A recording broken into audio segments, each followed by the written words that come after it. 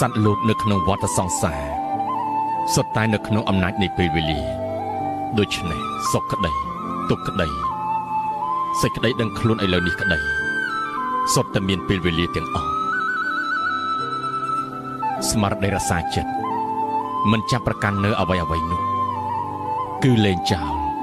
បណ្ដោយឲ្យពេលវេលាធ្វើការទៅតាមធម្មជាតិបើយើងមិនទាន់ស្លាប់ទេយើងនឹងមានឱកាសសិក្សាថាអ្វីដែលយើងមិនបានសាងគឺមិនមែនជារបស់យើងឡើយសប្បាយចិត្តត្រឹមតែមានជីវិតបាននៅរស់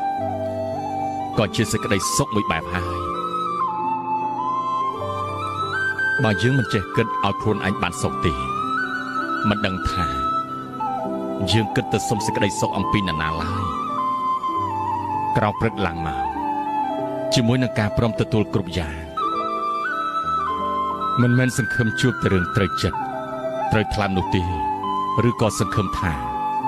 បានតែការសប្បាយមួយយ៉ាងនោះឡើយអ្វីដែលមិនមែនជាទីសប្បាយក៏ព្រមជួបព្រោះវាក៏អាចសម្ដែងប្រាប់ការពិតឲ្យយើងយល់ដឹងបានដែរ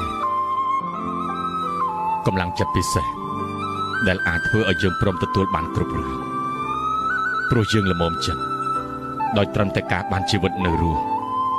ដូច្នេះហើយទើបយើងមិនខ្លាចចំពោះឧបសគ្គ